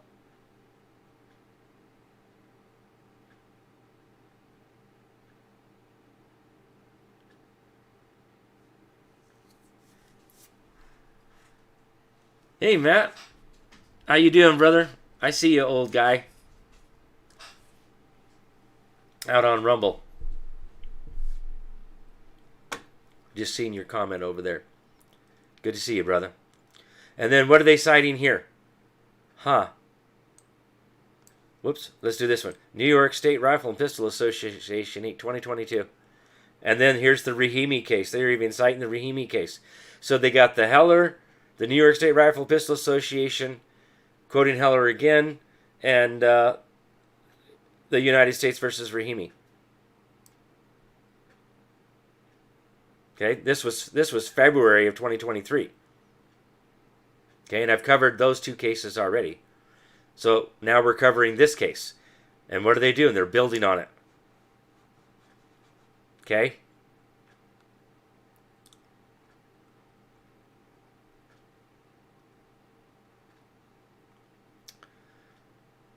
Let's go back up because I want to see what they're saying under number 5, footnote number 5, which is, and the guarantee protects the possession of weapons that are in common use, number 5, or arms that are typically possessed by law-abiding citizens for lawful. No, it says the right of the people to keep and bear arms shall not be infringed. There's no legislative authority at all. It doesn't say anything about law-abiding citizens for lawful purposes.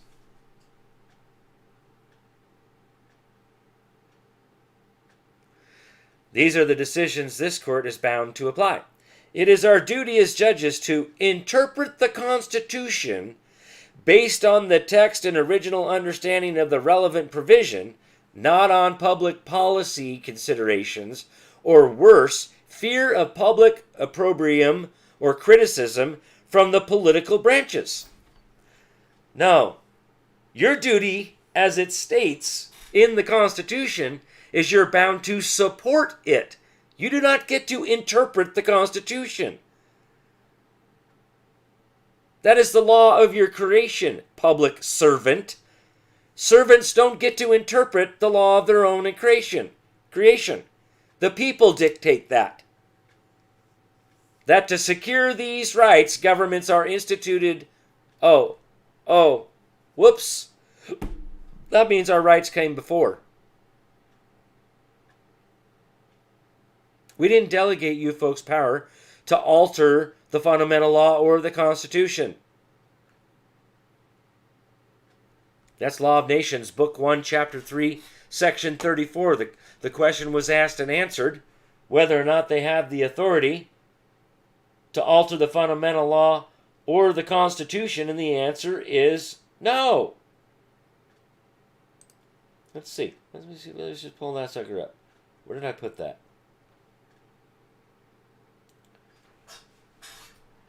Where is the Law of Nations? I need to be organizing this a little better.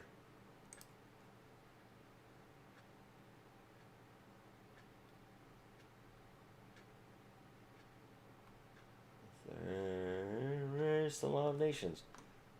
Did I move it into law books? I might have.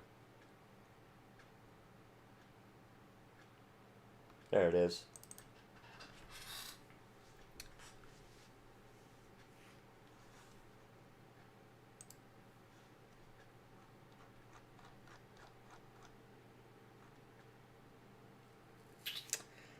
I'd like to read number 30 first. So this is book 1, chapter 3. I'll make that bigger. From the Law of Nations, written by Amar D. Vattel.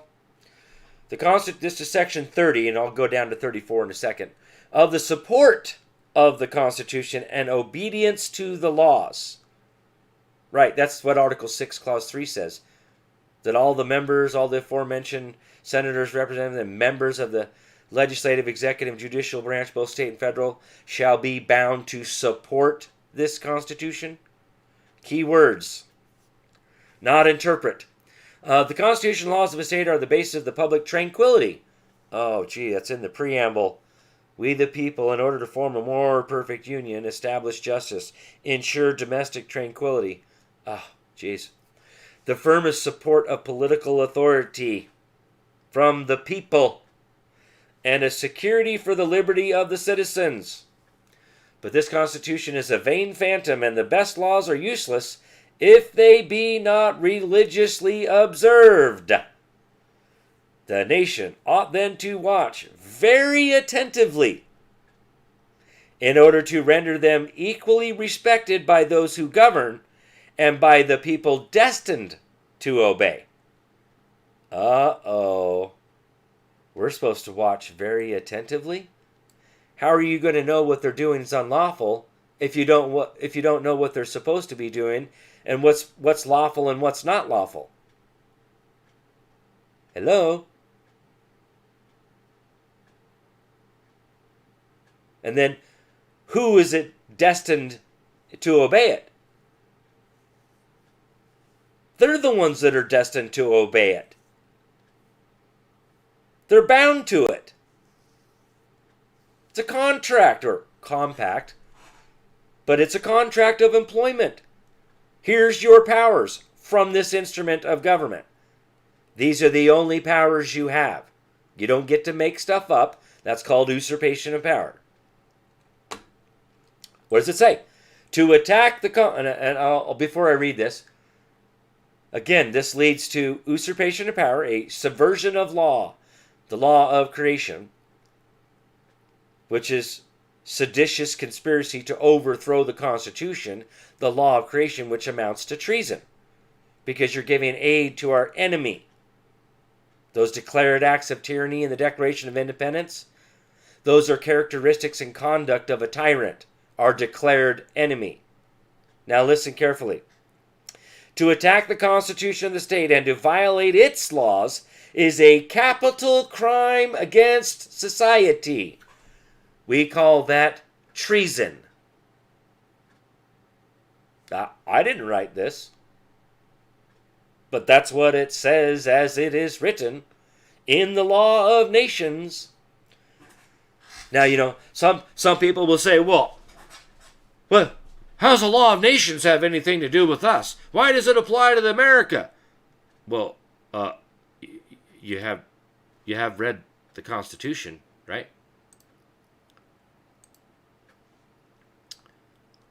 Let's just go to Article 1, the legislative power here, legislative branch. And we'll go down to Section 8. And what does it say?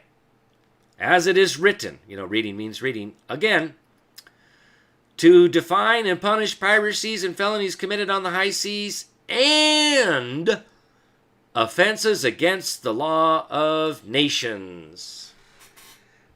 That's how the law of nations applies here in America.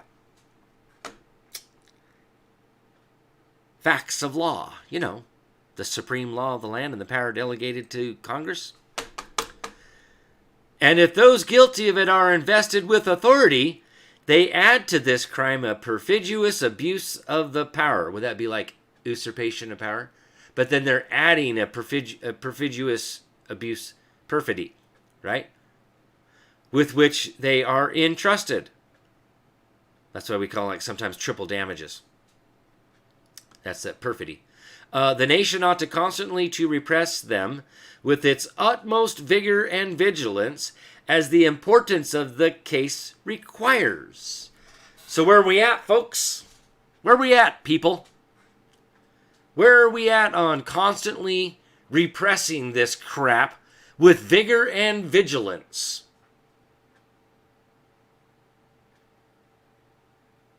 Now,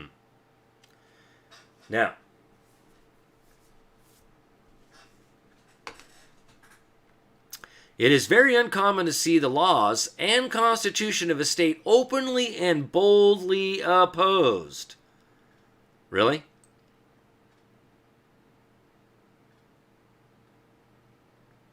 They've been getting away with this for so long, it's becoming the norm because people that have been dumbed down, they don't know. It is against silent and gradual attacks that a nation ought to be particularly on its guard. Sudden revolutions strike the imaginations of men. They are detailed in history. And let me tell you, folks, they are. And I've showed them to you. I've put them in my educational series. I show them out here on a regular basis now. Okay? Their secret springs are developed. But we overlook the changes that insensibly happen by a long train of steps that are but slightly marked. Now that's what I was talking about earlier. It's these long train of usurpations. Just a little chip of it. Chip away at this right. We'll chip away at that right. We'll chip away at the republic and turn it slowly back into a monarchy. Took them almost 200 years to get us back to where we're at now. They still haven't been able to take our arms. They were close. They were very close. I can tell you that right now.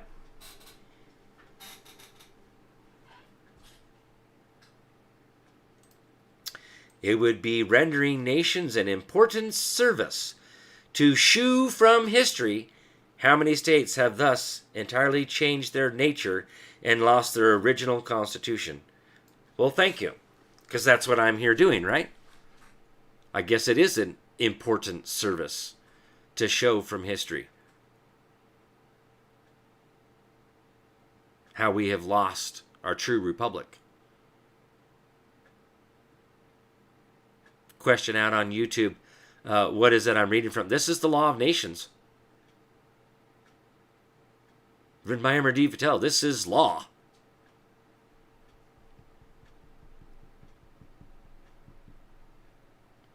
Right?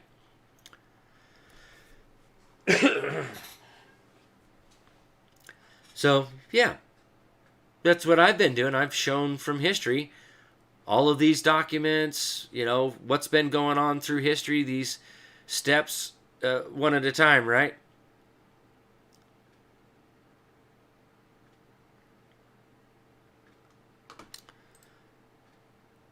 But, right? And what have I been doing out here? Should awaken the attention of mankind. Have I got your attention yet, folks? Clearly, I've gotten some people's attention. You're here tonight. So thank you for being here. Because it's so easy to be out there doing something else than sitting here listening to me meander about frickin' history of law and what the law really is and what's actually going on in current events in America and the world. There's plenty of other things people can be doing. So I greatly appreciate and applaud those of you that are out there watching right now. Thank you for spending your time being right here, right now. God bless you. Impressed thenceforward with this excellent maxim. Now we're going to get into maxim of law. No less essential in politics than in morals. That's that principus obsta, which is actually resist the first advances. We should be resisting the first advances of what they've been doing. But how are you going to resist that if you don't know how? How are you going to know what they're doing is unlawful if you don't know what's lawful and what's not lawful? That's the problem. Which is why I'm here. I've endeavored down this road to educate my fellow man. Not only that, educate myself. And then turn around and share it with you folks.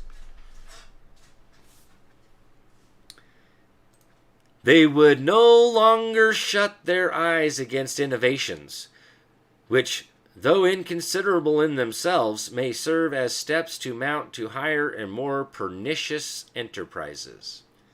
That's what's happened, right? And now look at what's happening. We got people suing, doing constitutional challenges, and now we actually have some people in the Supreme Court, nominations by Trump, appointed by the Senate, because that's due process of law from the Constitution, how that works.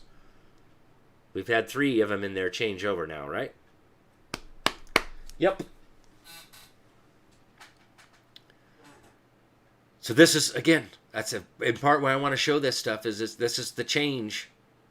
I'm pointing it out. I'm supplying the evidence to support the claim that there is a change, that we're returning to fundamental principles of law,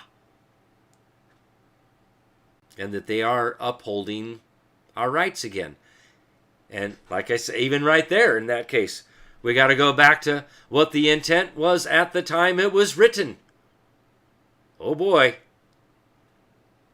Gee, what do you think I've been doing? I've been searching for the intent on all of history of law.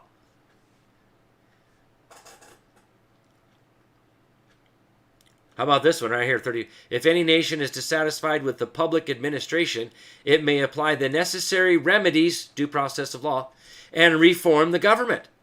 But observe that I say the nation, for I am very far from meaning to authorize a few malcontents and incendiaries to give disturbance to the governors by exciting murmurs and seditions.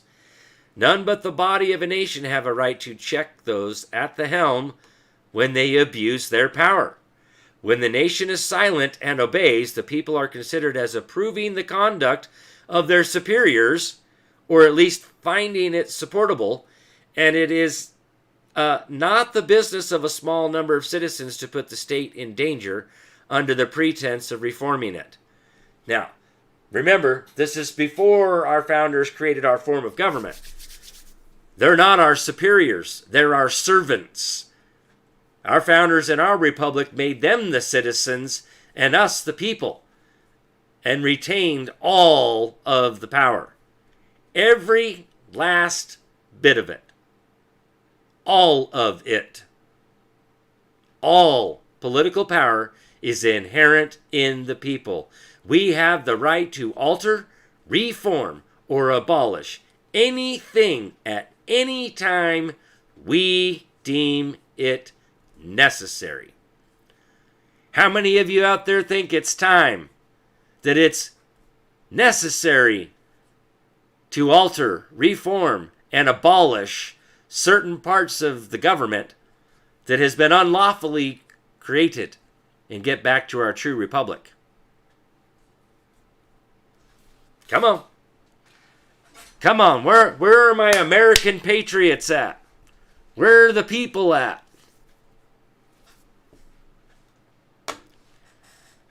Gotta do something. You can't sit there and silent and obey, because that's considered as approving the conduct, which is what they prey on, right? Well, nobody said no. But we have to follow due process of law. We're not above the law. That's the key. What's the remedy? What it says there. And apply the necessary remedies and reform the government. Remedy is due process of law. What's the process? To get the relief that we seek.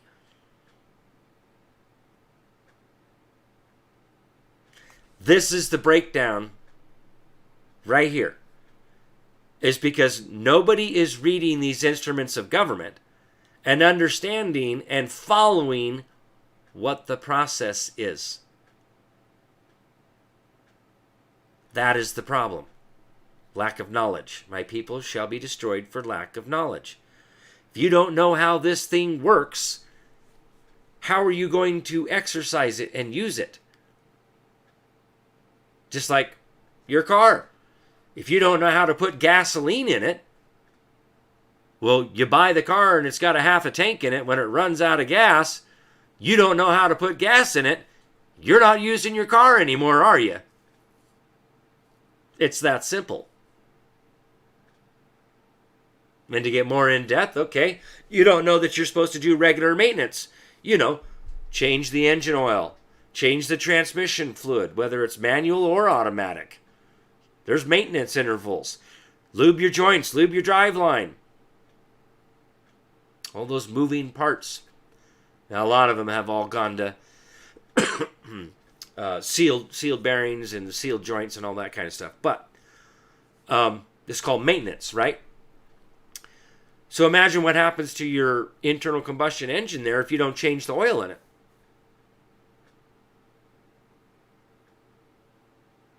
I can tell you right now what happens to an internal combustion when the viscosity of that oil breaks down, because it's petroleum-based oil, and that oil cushion in between your rod bearings and your crankshaft, and that cushion of oil in your camshafts, right, in aluminum, there's no bearings there. It's all just bushings. There's not even any bushing. It's straight, flat out,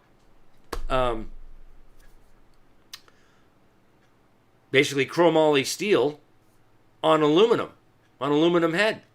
You drop that camshaft right in there on that aluminum head, and it works off of oil pressure. That oil pressure, there's a tolerance in there, and there's a thin cushion of oil which basically pressurizes, and it's crazy how this works. Hydraulics is the strongest thing known to man, and it literally forces that camshaft away from the aluminum head, so it's not actually touching the head. The same thing with your crankshaft and the rod bearings. There's actually bushings. They're just copper bushings. Brass. Copper and brass. And the oil comes in there and pressurizes, and it runs on a cushion of oil. But if the viscosity of the oil breaks down, it's no longer really providing much of a cushion. And bam! What they call spin a bearing.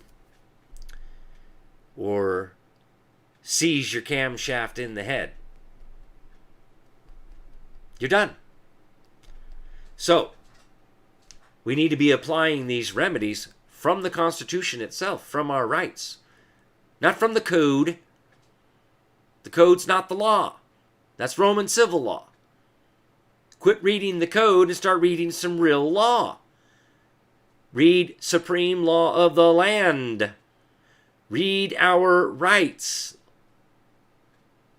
This is so crucial, folks. The remedies are provided in the due process of law of the land, not from the code. That's all trickery. SMU, shit made up by the bar. That's barcode. Get out of the barcode and get back into real law. Okay? Now I'm going to go down there to 34 because of the legislative power and whether it can change the Constitution. Here again, a very important question presents itself.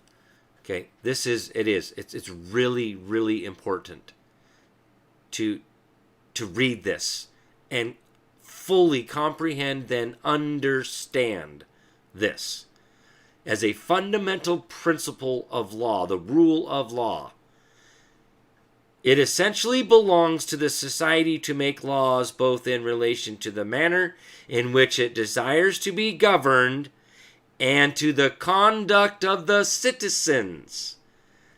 We're not the citizens. The public servants are the citizens. this is called the legislative power. Wait a minute. If that's called the legislative power, and all political power is inherent in the people, we're the ones that create the Constitution. We're the ones that create the legislative branch to begin with. And we already laid down the law through declarations of rights. Oh, what is it they're talking about? The nation may entrust the exercise of it to the prince or to an assembly. Wait, an assembly? You mean like our General Assembly? The one I've been talking about? The one that national-assembly.net talks about every Thursday night on the free call? When I'm talking about reassembling government de jure, the General Assembly? Yeah, that assembly. Or to that assembly and the prince jointly. So in our republic, we call it the General Assembly and a governor. But we separated that power from the legislative branch and the executive branch. So the governor provides what's called gubernatorial veto power to veto legislation made by the legislative branch as a source of checks and balances to provide oversight of an overzealous legislature who may usurp their powers and make legislation that's contrary to subject matter jurisdiction or personal jurisdiction from the Constitution itself.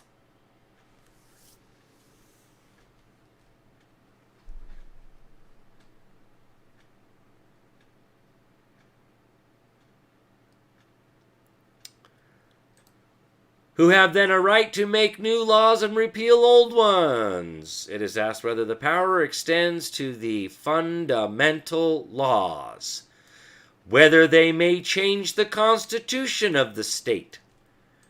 Now listen carefully. The principles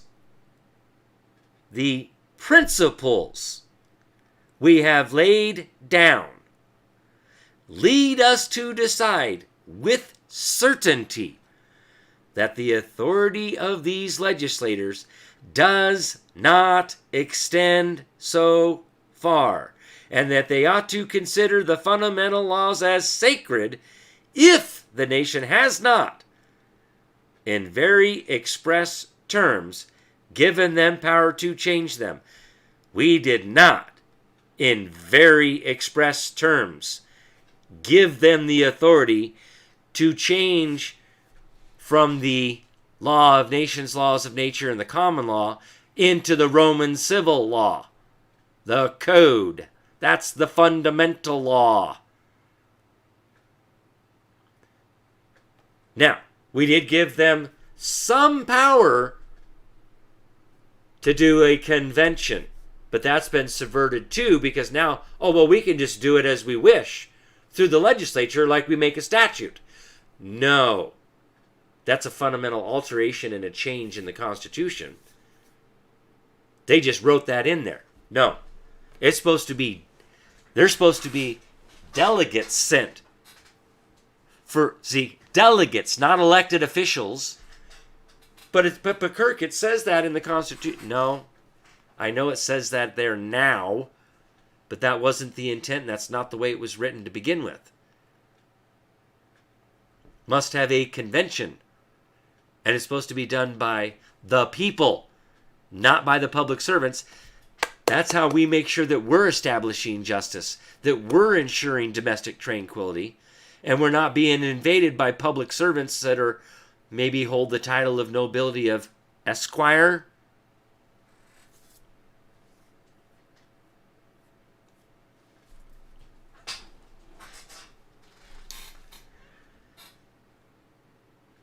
So, the principles. Now let's go for an explanation here.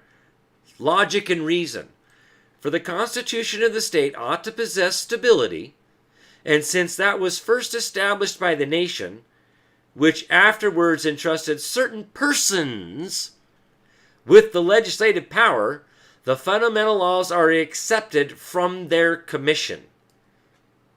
It is visible to the society only that the society only intended to make provisions for having the state constantly furnished with laws suited to particular conjunctures or subject matter, and for that purpose gave the legislature the power of abrogating the ancient civil and political laws that were not fundamental, and of making new ones. But see, ancient civil, Roman civil law, where's the common law? Uh-oh.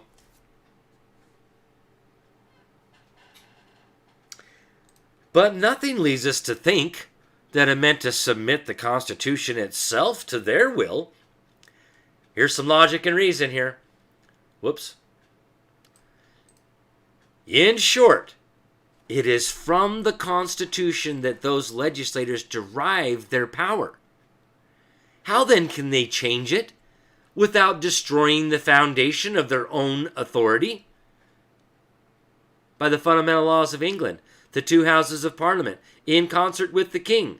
Now let me reword that. By the fundamental laws of America, the House and the Senate, in concert with the governor, exercise the legislative power. But if the two houses should resolve resolutions to suppress themselves and to invest the king with full and absolute authority, certainly the nation would not suffer it. And who would dare to assert that they would not have a right to oppose it? We most certainly have a right to oppose it, just as I read to you above. But we have to follow the remedy due process of law.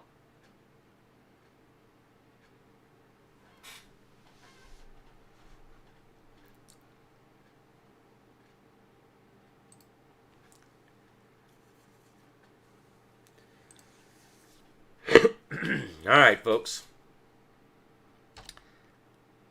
KirksLawCorner.com. Here you go. Here's my website. Link to my Facebook, to my Telegram. There's Patreon, YouTube, and Rumble. There's the links to my channels to follow me on. Okay? Now, Patreon is where I'm doing the Wednesday night workshops, and for those that you can click on that, or you can click on this down here, okay? Where I do Wednesday night workshop in the private, and do one-on-ones for those that want my one-on time with me. Okay, that's Tier 3 and Tier 4. Tier 4 gets you the one-on-one with me. Tier 3 gets you in the Wednesday night workshop. I did set up Tier 1 and Tier 2 as $5 and $10 a month. You know, a cup of coffee. To help support me. Right? Because I've dedicated my life to this. This is what I do. Okay? And if you'd like to just straight send donations straight to me, Kirk Pendergrass, right here at this address, 6477 West Fairview Avenue, Suite C, Boise, Idaho 83704. Okay? That's that postal money orders, regular money orders, cash wrapped in aluminum foil, any gold, silver, coinage, whatever. Any books, any good books that you may find out there. Law books, right? Then I have, this gets you a link, right? If you click on this and it comes up, you just click on that YouTube right there. That takes you over here to YouTube. Now, I thought maybe it would put it in the educational series playlist. Good evening, folks. But what you can do, because this says episode 1 of 8, of course, you know, over here it goes, oh, episode 2 of 8, and then it may just go through like that. But, hey, look, I'm live. You just go to my channel there. Go to playlists, educational series. Bam. Now, that'll bring up the playlist over here in the right pane. Now, I've added these 3 right here. plus this one. All right. Good evening, folks. The right to petition the legislature for the redress of grievances, Declaration of Independence and the Laws of Nature, Part 1 and Part 2, and then, of course, Gray State. That's a good one to watch. That's why I threw it in there. So, this is all free for you to watch and learn from, and I highly recommend that people watch this stuff before even trying to talk to me about anything. Because I've answered so many questions right here in these videos. And look at that. 4 years ago, October 1st, 2019. Over 4 years ago.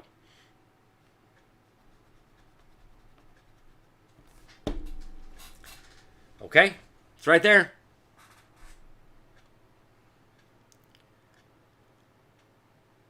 And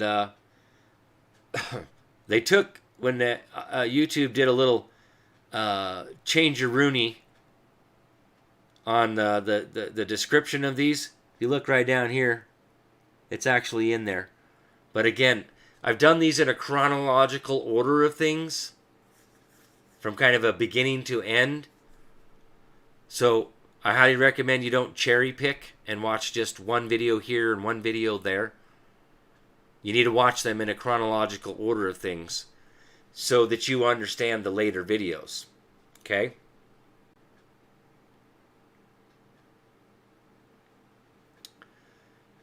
Now, for the assembly stuff,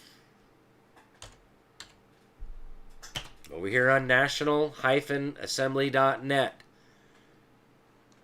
Now, under the resources tab over here at the very top, okay, go through these stuff and read through that stuff. Now, there's assembly supporting videos right here. A couple of the important censored videos. Here's your 10 steps to an assembly. This is the training manual that we talk about once in a while. That Oscar's done an extensive overview on that. Okay? And then to get on the conference call and get connected, it's right here. And then there's some videos here for your smartphones or for a desktop to download and install the free conference call. It's free, and that's actually what it's called. Free conference call. So you can go to your Play Store or Apple Store and download and install the free conference call and do this on your phone. Or you can just go and download for the computer app. Just type in freeconferencecall.com. You go right there and you can install the app on your desktop or your laptop. Okay? Highly recommend downloading and installing the app. Whether you're using it on your phone or on a desktop laptop. Okay? Period. Otherwise, you can call in.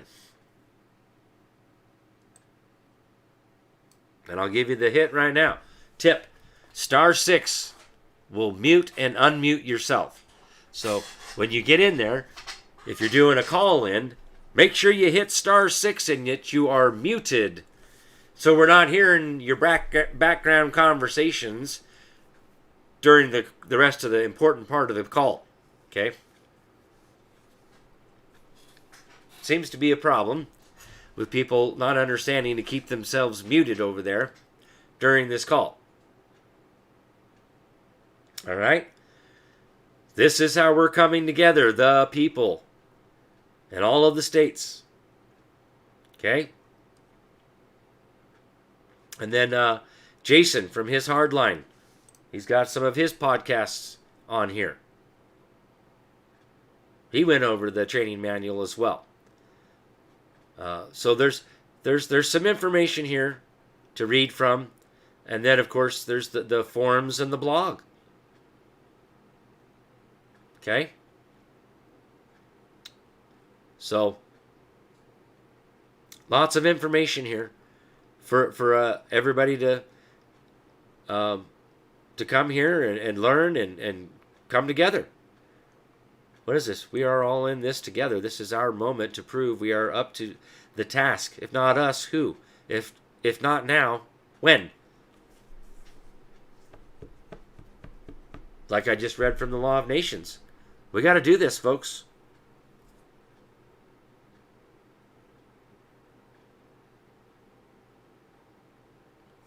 Okay? So, God bless everybody out there. Thank you all for being here live from kirkslawcorner.com. Here we go. No.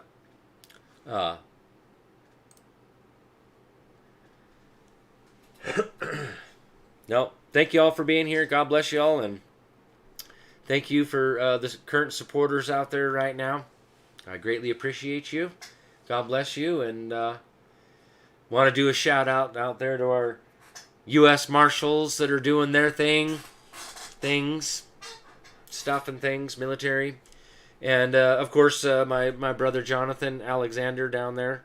And Matt down there in Arizona, Live Border News. Those guys are hanging out down on the border right now.